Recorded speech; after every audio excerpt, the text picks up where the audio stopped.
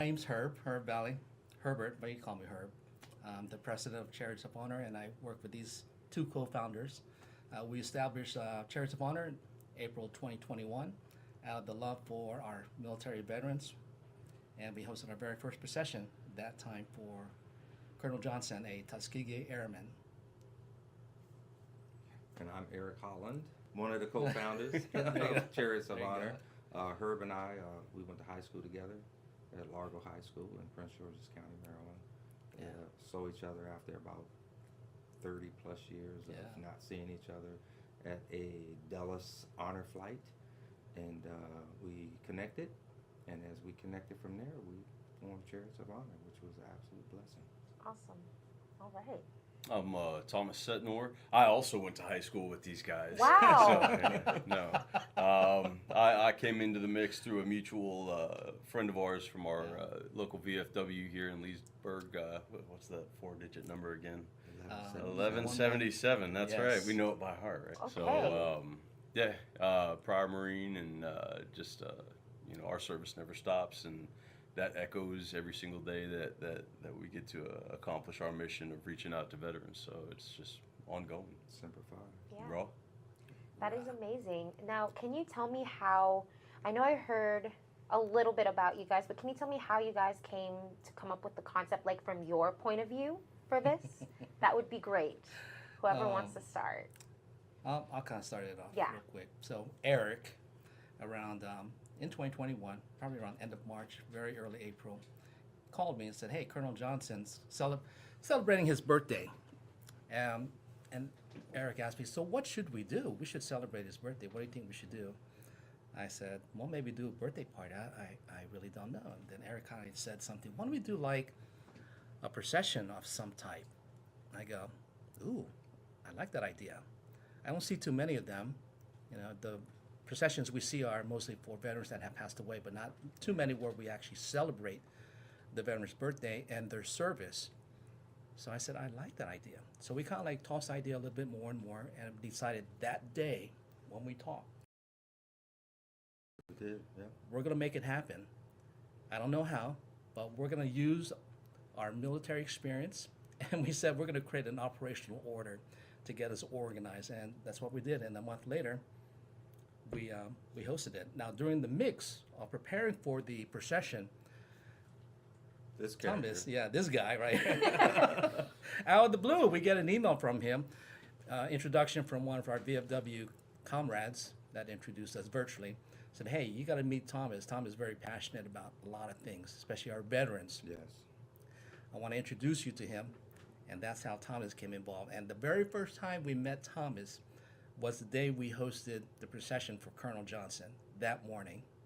And that's how we all started. Wow. And one thing led to another, and here we are, That years is later. amazing. I love that. I love that you guys just like found each other by like chance, or a friend of a friend, or someone like reached out. That's pretty amazing. It is. Now, can you tell me, each of you, your experience in the military, what you guys did, all that good stuff? I'll let you guys start. Go for it, Master Guns. You got it. All right, Well, Master. myself, I joined the Marine Corps in 1983. Served for 28 years. Combat veteran, Iraq. During Iraq. Primary MOS aviation operations specialist. Had multiple MOSs. Presidential Helicopter Squadron at Quantico, Virginia. Embassy Guard, Combat Water Survival Instructor. I've air crew. I've done a lot of things. I'm just thankful that I was able to serve my country for 28 Thank you. years. Yeah, amazing. Me? Oh, okay. You're up, Squiddy. No, All right. Thank you. So, graduate college, joined the Navy, served 8 years in the Navy, served on two ships, the USS El Paso and the USS Charleston. Both are decommissioned ships sitting up there in Philadelphia. Also served in the Persian Gulf War, war veteran, I guess you can say. And I got out in '94 and have been working for the federal government since then. But since then, I've always had a passion for our military. Thomas had mentioned, service never ends, and so again, here we are continuing that. So that's what I've been doing. Wonderful. Oh, I guess my lineage goes back to World War One. So it was bound that I was going into any branch, and I ended up going to the United States Marine Corps. I did 5 years from 2007 to 2012. Primary MOS was a 5811 as a military policeman. Got put into a unit they were testing at Lejeune, comprised of military police, but we got to go to different infantry schools. And then when we deployed, I did Iraq in '08. We did convoy security operations all over Al Anbar. Came home from that one. 4 months later, got thrown onto another deployment into Afghanistan. My team was part of a task force element training Afghan National Police, uniform police, doing patrols through that area. And then intermittent between deployments, I was working as a urban terrain instructor, teaching combat operations as well as Marine Corps martial arts, and then got picked up 3 days shy of a year from my last deployment, in March, Afghanistan, doing everything from counter-narcotics, counterinsurgency, and working with the Ministry of Interior over there, training up a new Afghan police force, the Afghan local police force. I don't think that any of those really exist anymore, really. But got out and did some government contracting, and just been doing federal law enforcement since I got out. Worked as a Pentagon police officer, and that's kind of how I tied in with these guys. Was able to get the first flag flown for one of our first honorees, Colonel Carl C. Johnson, and so we were able to get that flag flown for him, present him the certificate, and then Flown at the Pentagon. flown at the Pentagon. Wow. So and then Herb, I swear, is part vampire, because that you asked about how this came to be. I think Herb and Eric and I were up till about maybe 3 or 4 in the morning, Yes. the evening after the first procession, and Right. it was like we got to call and we got to keep pushing through with this and find something. And so we're going through names, we're going through mottos and everything, and it was like, let's go with Chariots of Valor. Oh, that already exists on Facebook. And then it was like, what about honor? And it just kind of it came to there, and it's grown as a beautiful partnership. But first and foremost, I think out of the friendship, we've just become family. So it's been really beautiful. Oh, wow. Yeah. That's like impressive. Like all of you, your history with that, and then coming up with the name. Thank you for sharing that. I was going to ask like how you guys came up with that, but it sounds like you guys had some ideas and we're like, no. So it just came down to like, what about this? Perfect. Let's Google. Okay, that one doesn't exist. Let's get it. Right. So that is awesome. Do you guys have any upcoming events? I know it's always like days. When I went online, it actually highlighted somebody. This was for the 12th, right? A little bit back. Tell me what you guys did, or like what did that entail? So that July 12th, last Friday, we participated in the birthday celebration of John Rossman, who turned 100 years old, World War II veteran, served on Utah Beach as part of Operation Overlord. We were a participant. Actually, the event was led by the Sons of the American Revolution, the Sergeant Major John Champ of Loudoun County. But them leading it with many other veteran groups, such as Chariots of Honor, we participated to celebrate the birthday, but also, importantly, recognize that military veterans' service, the most important thing. Well, they're both, but definitely the military service. And so we did that last Friday over at Ashburn Punch, right here in Ashburn. And did you know there are many World War II veterans in this county that people don't know? And slowly, our World War II veterans are dying. You know, the eldest generation, the greatest generation, right, guys? The greatest champion. The greatest generation. And so our goal is to honor as many World War II veterans because they are the oldest generation. However, we will honor, and we do honor, Korean and Vietnam veterans as well too. But our goal is really to key in on the World War II. And so it was a wonderful event. And you know how wonderful the event is when the veteran actually gets to speak at the end. And he was almost speechless. He was surprised. He was very thankful and just a loss of words. But you can see how happy he was and surprised that he was. The whole family, all the relatives, everybody that participated and attended that event, it was timeless. It was memorable. And those are the types of things that we, Chariots of Honor, do, is to capture those things so that the veterans is honored and celebrated. Their families are also honored and celebrated, but the community learns about the veteran so that their story can be told to current and future generations. So important. Yeah. Yeah. All right. And can you guys give me a little bit of your perspective on how it is to experience something like that and build that, the processions? So to give a little bit more what Herb was talking about, we talk about how our World War II veterans, how they served and they came home and they had a massive formation or celebration of victory in Europe, victory in Japan. But in this day and age where you have social media and there's so many, there's not quite few of them remaining. I think we talked about maybe 200 plus or so World War II veterans that are remaining that served in the European theater, or probably overall, is that it's very important that we ensure that those communities that have those remaining veterans, that we honor them. More importantly, the honor is for their family, because there's times where even the grandchildren that they have, or great-grandchildren, are not familiar with the stories. And we see that when we do the history of it. I'm a U.S. history teacher. So we see when we do the history of it, it's narrated. So the story isn't told. But for us as an organization, creating this organization, and the passion that we have is to have the veteran, if he is possible, if he can or she can, tell that story so we can hear that firsthand. But more importantly, when we have the events, the families themselves, when we hear the stories that the veterans have told the families, when we hear the stories of the grandchildren talking about their grandfathers or their fathers or moms, that you cannot put a price tag on that. And I think all three of us as veterans, that's something that we're extremely proud that we're doing and offering our community. Wonderful. I love that. How about you? Yeah, it's near and dear to my heart. My father's father was a World War II veteran. Actually, he just turned 100 back on May 12th. Just a little over a month about 2 months ago. So we were out there to celebrate that, but we actually did a procession for him. Nice. That was actually the last time we saw each other. Was when he turned about 98, I believe, because we didn't know if 100 was going to come around. Yeah. But Yep, those guys, they are the greatest generation. They have sat here and made it into their 80s, 90s, made it to the triple digits. Wow. And they're outliving a lot of us from my wars and from their wars, and there's just something very unique about that to sit there and focus on, and like Eric said, to share that with it.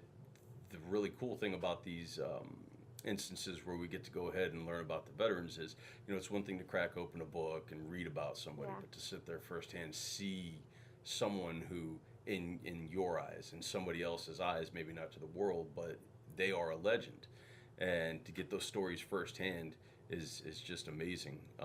We've had several instances with families that we've gone ahead and communicated with, what information can you give us about your veteran? And, he was in the Army, or he was in the Army Air Corps or Marines, but what did they do? And then, let me find out. And then all of a sudden it kind of becomes not just a journey of learning for us, but for the families Yeah. as well, the children of these Yeah. veterans, Wow. who grew up with them, were raised by them, didn't know stories. Yeah. I didn't know that my father was a POW, or that he was a Purple Heart recipient or a Silver Star recipient. Wow. And these aren't small things to No. overlook by any means.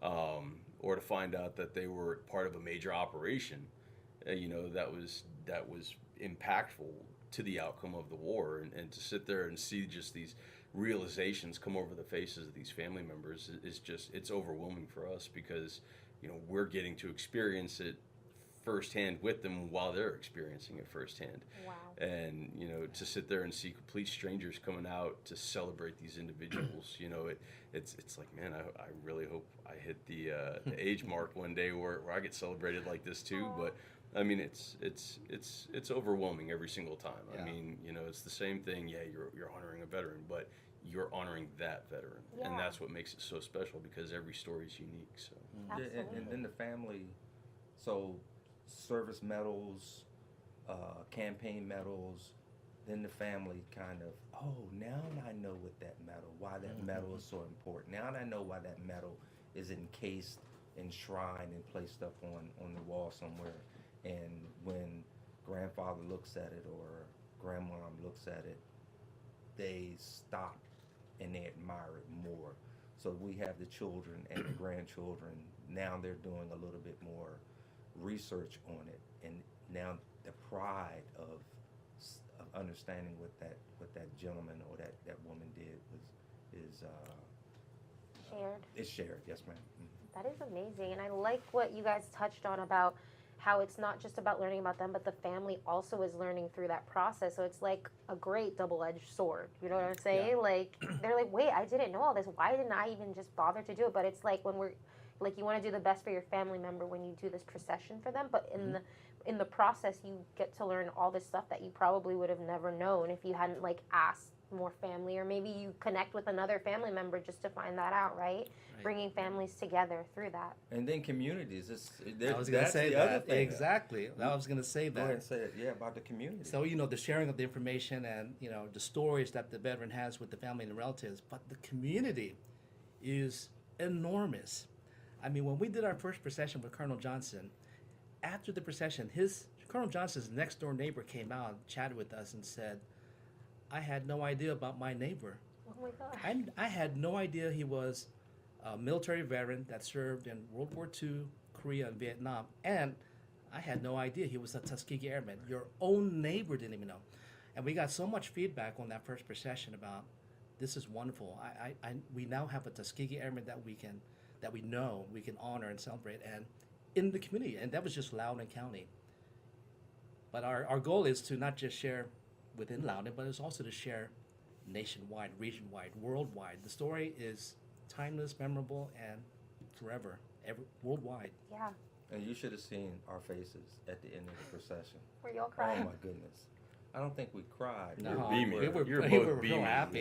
You couldn't pry the grin off their face. Oh Oh. my God, the grins. You guys need to film these moments too, Yeah. right? Oh, yeah. And speaking of that, like, you want it to be more worldwide. I really do think, like, tell me, like, each of your perspectives too, but like making sure you guys are getting this on camera too, right? So other people who aren't in Loudoun County can see this and find out more information about you guys and maybe inquire about it. I guess you guys like just travel if you are requested somewhere else, or how would that work? Yeah. Most of our stuff has been local, region-wise.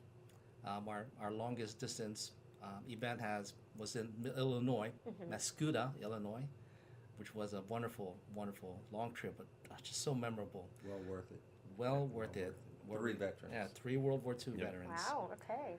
Our goal, and we talk about it all the time, is being able to expand more. Carrying on the Chariots of Honor in other states, other regions. It's a slow process. We're three members for us, but our goal and our passion is still there to really grow it and share it, so that others can do the same in their communities as well too. It's not just Loudoun County. We're here because we do it here. Yeah.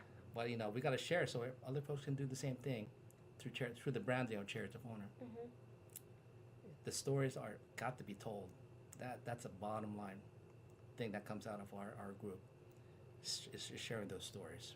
I think it's great to sit there and ask somebody to tell you a story, rather than have that person that walks up and says, "Hey, let me tell you something." It's again referring to the greatest generation. How many books do you see of guys writing about operations that they did? That wasn't the thing. You went out, you did your job, you came home. Today's generation is, I went on a special operations mission to take out a target, and now I've got a book deal on it, and they're going to make a movie. And it's like, okay, so it's really kind of, with the greatest generation comes with the birthing of the phrase the quiet professionals. These guys did what they had to do. They did it. They came home, most of them, and we're getting the opportunity to learn their stories, to share their stories. Yeah. It's not something that's being forced out there or pushed out. Kind of you know. monetized. Yeah, they're not looking for that. It's oh, you want to learn about me, and you know, that's the most beautiful thing is even when we're trying to get these stories, you know, can you expand on that a little? I don't want to bore you, and then all of a sudden it's like. That wasn't boring. That was a pinnacle of the story. Like, share, sir, please, or share, ma'am. Yeah. I mean, you know, and also want to impress on that. We haven't, you know, just sit there focusing on the male aspect. We had Clara Evans, a resident in Sterling, and she turned 100 years old, and she had some pretty big accomplishments on herself. She was World War II, served in the European campaign, Army nurse. And she was she was treating Normandy treating casualties and Wow. wounded. Like 3 days after after the storming of the beaches, she was out there taking care of these guys, and it's The just first woman one for you guys, right? Mhm. That's no small feat there. That's oh yeah, and huge. spry as ever. My God, she had on her birthday crown, smile ear to ear, and was just Oh, she was full of it. overjoyed. It was truly beautiful. And I just want to hit one more thing. You know, we talk about community. And we put these events out on social media, you know, hey, come out, help honor this veteran. We had one over in Manassas, Tech Sergeant Hancock. He was U.S. Army Air Corps. He was part of a bomber crew. He was actually a POW in Poland for, goodness, I want to say the better part of a year. So a year, yeah. But Bronze Star recipient, I think he had a Silver Star as well. Purple But Star. he, Purple Heart too. I think. yeah, Purple Heart. Wow. After their crew was shot down, they were taken as Yeah, POWs. that's right. That's But right. we were setting up for his. That was an amazing turnout. But one of the coolest things is while we're orchestrating, trying to get everyone organized for the rollout of the procession, we had young kids, you know, kids in their teens walking over. What's going on here? Because we have World War II vehicles, some, you know, vehicles throughout time that show up for these things.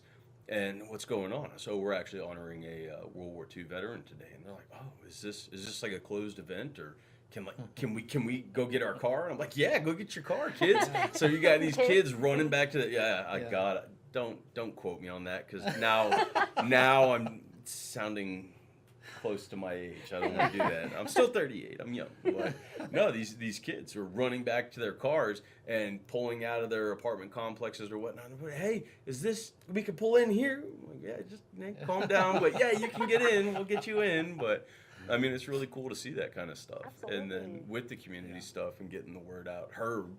You know, I'll say this anytime you put a camera in front of my face and ask about this. Herb is our heart. He is the brain that doesn't quit or sleep apparently, because Whoa. he will text you at 3 or 4 in the morning. I have a grand idea, guys, and it's like, Herb, I'll talk to you in 2 hours.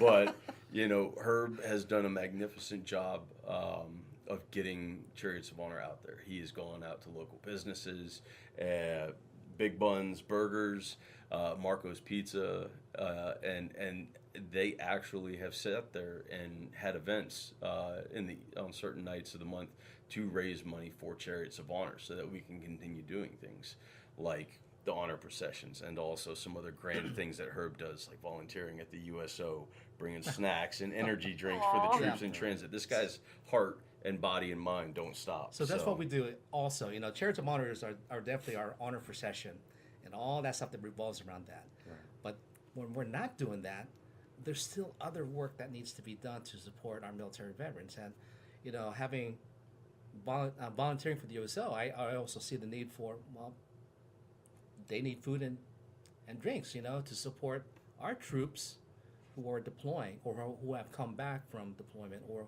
who have families, immediate family that are, you know, part of that veterans retirement. You know, USO has been around since World War II, so that tradition continues. So Chariots of Honor aligns with that tradition as well. It's just another piece off the pie of Chariots of Honor portfolio. Yeah. You know, I love that. we do a lot. Yeah, We want to do more. absolutely. Is there anything you want to add to, or?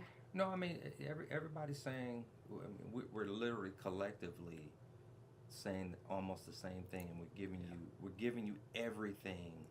I mean it's like a gumbo. We literally that's what we're doing, and there's a lot of compassion in what we do. And outside of Chariots of Honor, you know, we each individually are giving other things back to our community. More so her.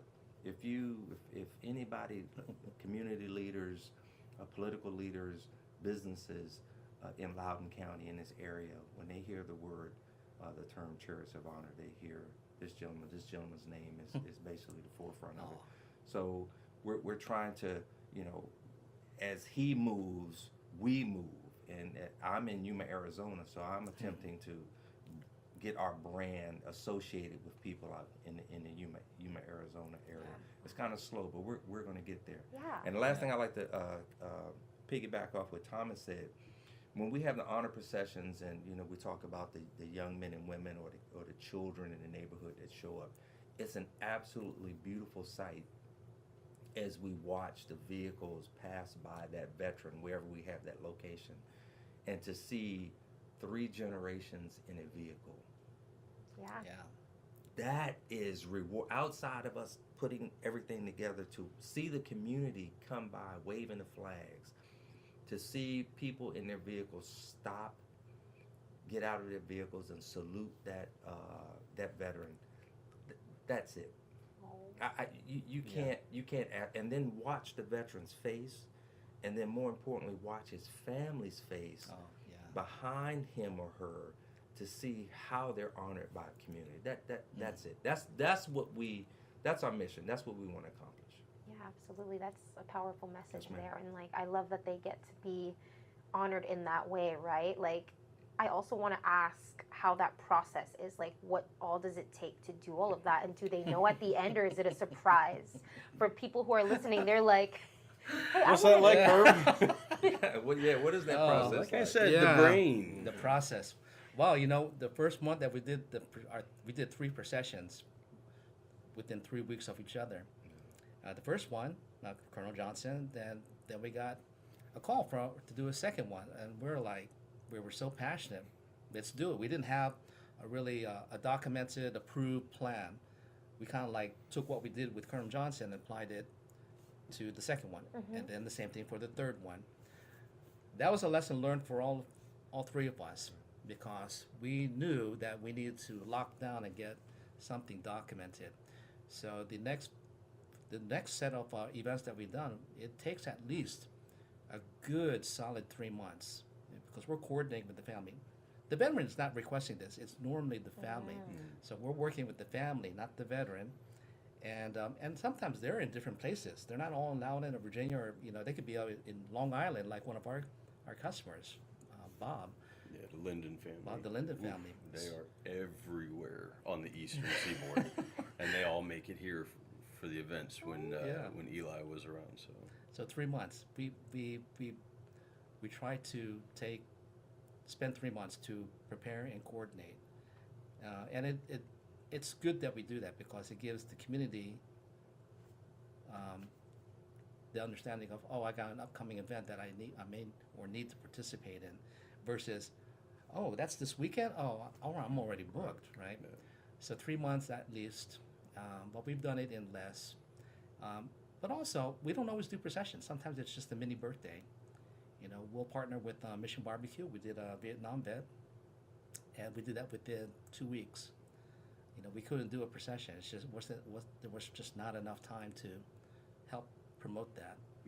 So the quick one was, we're going to host a birthday, and we're going to do it at Mission Barbecue. And we're going to socialize it, and we're going to invite people to come in. Yeah.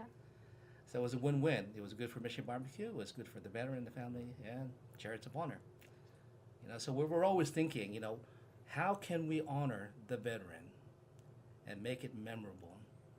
But of course, remember, our bread and butter is that honorary procession. Yes. That is Chariots of Honor. Absolutely, yeah. And can you individually, maybe tell me an experience that has stood out to you guys since being in this organization that you would want to share?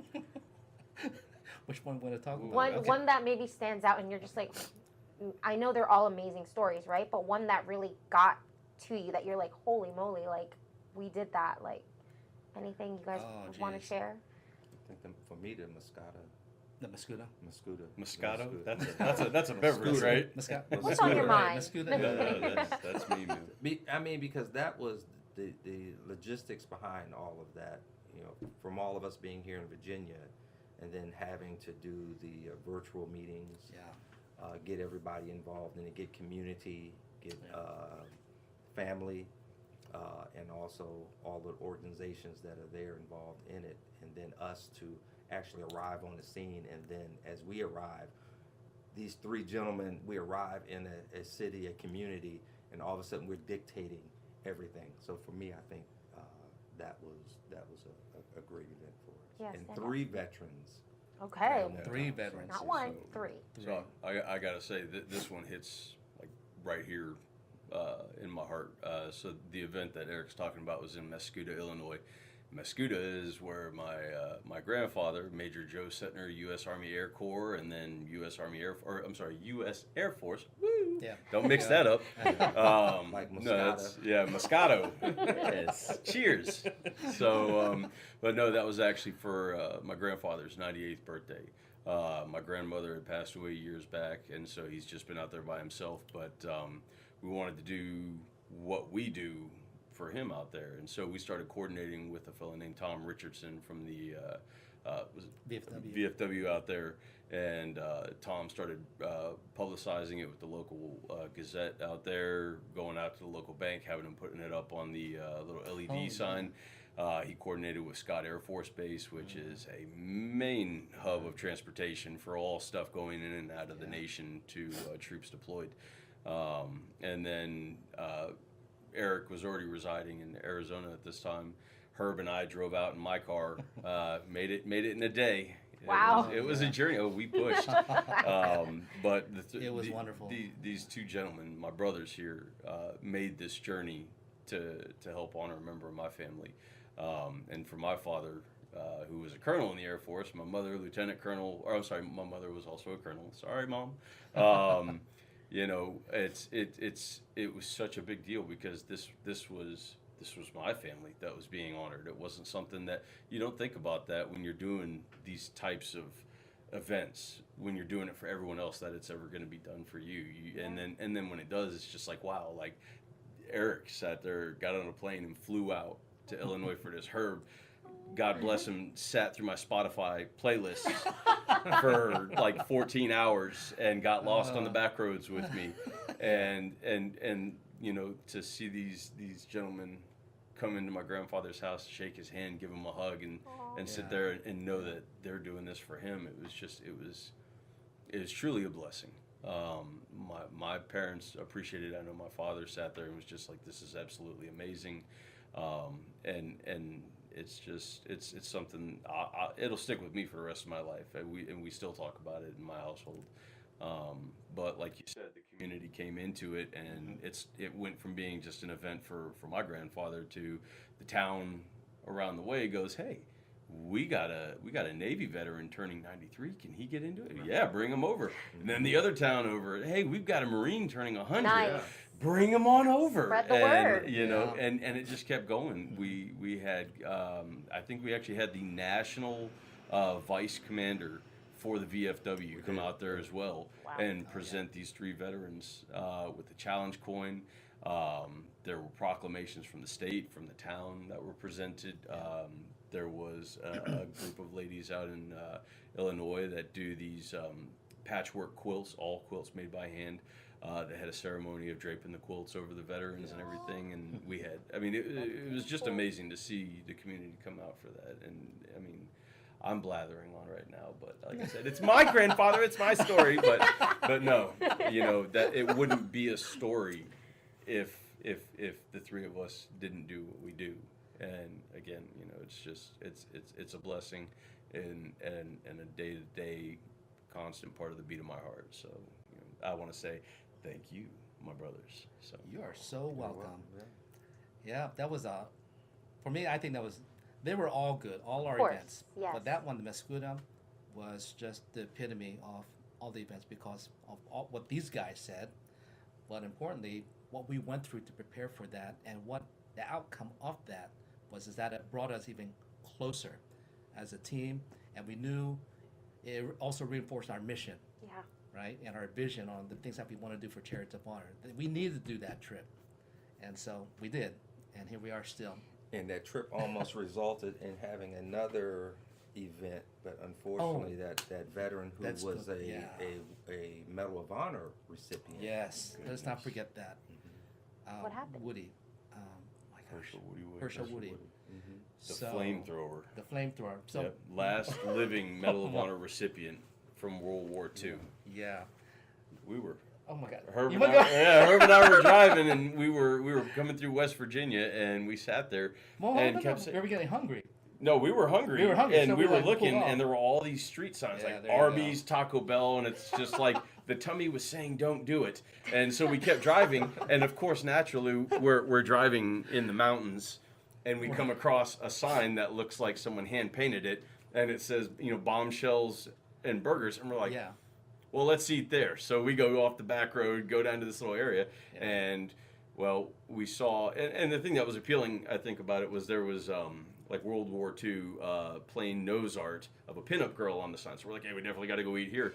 And we get down there, and there's a gun range called Bear Arms, and I was like, okay, that's interesting. And then connected to the gun range is Bombshells and Burgers, and we're like, I think we have to go inside and eat now. So we took a detour, went inside. The guys start talking to us behind the counter. Herb and I start telling them, oh, we're just passing through, give them the whole story.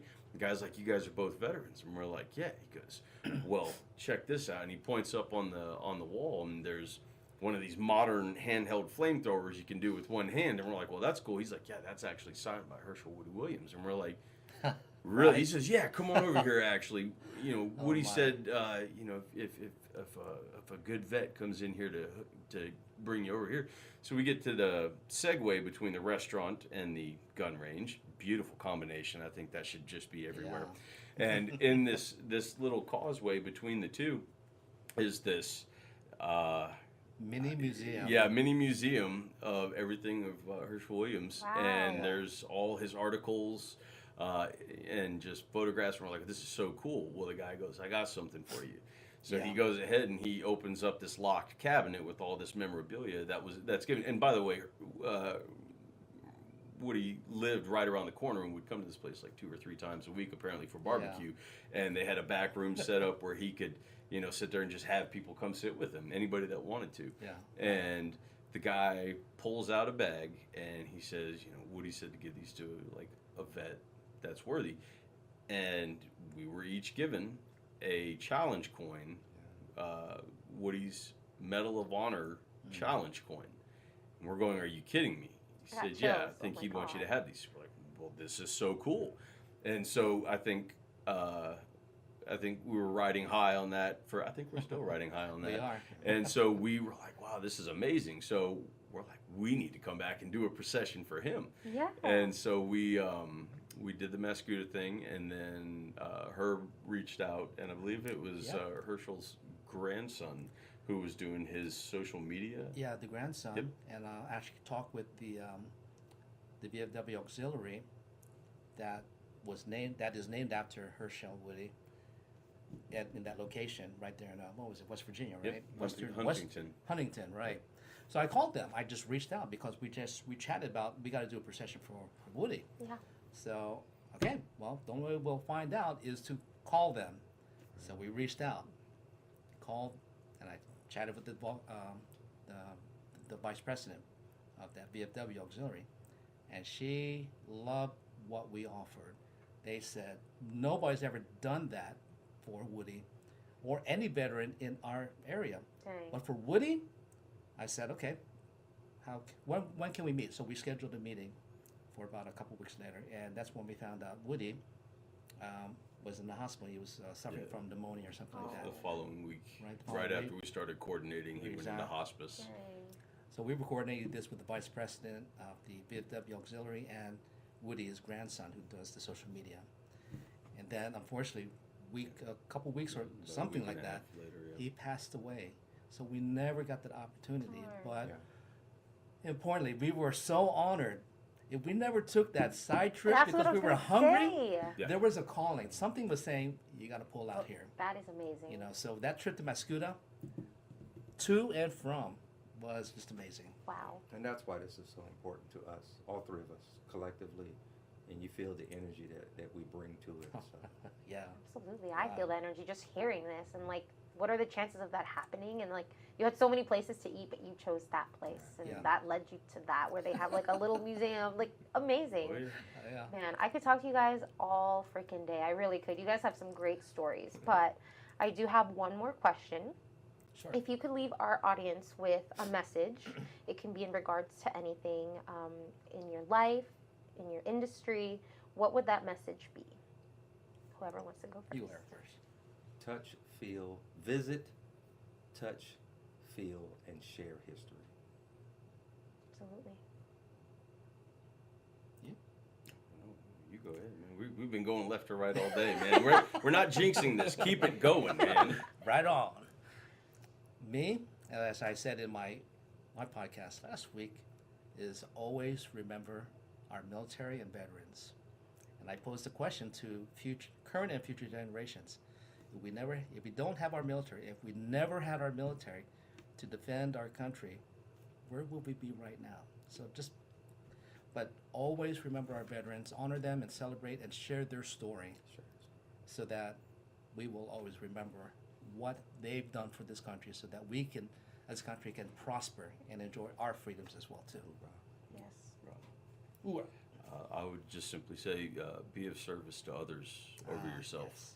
Yes. You know, obviously you got to take care of yourself, but if you got an opportunity, if you've got a talent to share, then share it.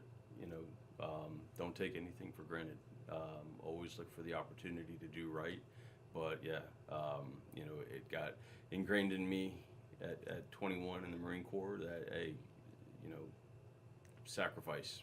You know, you may not in the literal sense, don't sacrifice yourself, but no, I mean, it is more rewarding to serve others than to serve yourself. And in any capacity, you know, whether it was during our time in the service or sacrificing time to teach young minds, or travel abroad to come see old friends, or sacrificing sleep. Oh yeah, I'm talking to you, Herb. Yeah, that's me. You know, yeah. or you know, I can't say that I'm teaching young minds, but I'm definitely doing some time away from the family as a cop. So, but still doing that in service of the community. It's not for myself, and nothing that any of us do is for ourselves. So You motivate me. hoorah, hoorah, Yeah. motivate. Thank you all for being here today. I really appreciate your time and your stories, and you guys are just amazing, and you guys have a great energy, camaraderie going on here, so I love it. Sorry, I had to Thank break you. character, man. Thank you. Thank for you having very us. much. Thank you so much. Absolutely, yeah.